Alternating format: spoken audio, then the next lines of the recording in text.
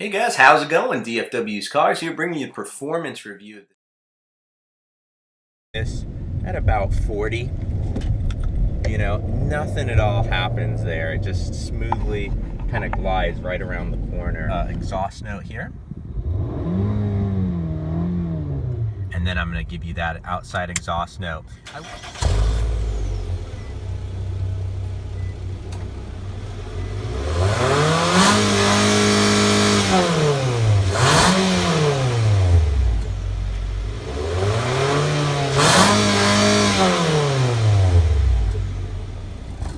The Nissan Altima, or I like to sometimes call it the very slow GTR, or the budget Maxima, because that's really what the Altima is, especially if you get the 3.5 in there. So let's go for a drive. A couple of things I love about this car, driving dynamics, touched on a few of them.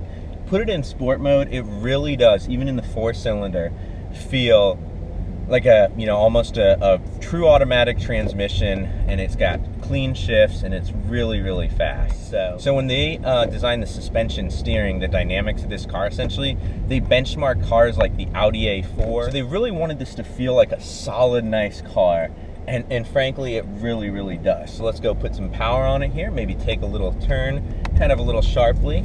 So we just took that turn at about 30, and then I'm gonna take a turn up here at about, I'm gonna try to do it at 40, a pure 90-degree turn, and just to show you how effortless this car does that. No squeals, nothing like that. So I'm gonna turn the camera around here.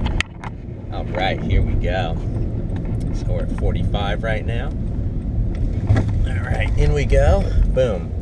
A little bit of squeal there actually kind of surprised me. I ended up doing that about 35.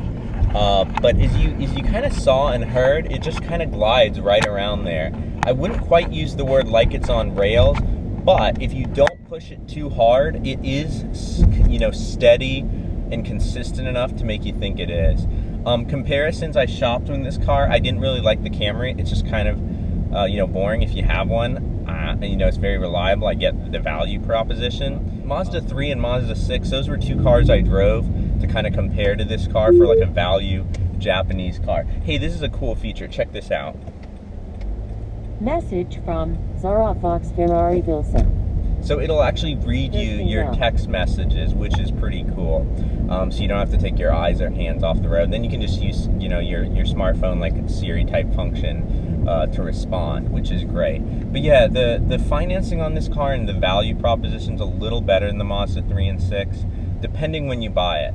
If Mazda's doing the 0% interest, which Nissan does all the time, then it becomes a little bit closer, and I might have actually gone with the Mazda if they had any of those promotions going on. Kind of cool is it just pivots. Those rear wheels turn, and it's not like a 4-wheel steering, which can actually be pretty annoying. It's more like just kind of it pivots you through, almost like what I've had a actual limited slip diff in a car, very similar to that. And this does have the electronic diff, which will lock one of the wheels with the brakes to increase torque to the other, and it gives you kind of the same idea. They've done with the electronics on this car an amazing job of in this price point of around 20 grand getting something that feels really sporty, really quiet, extremely fuel efficient.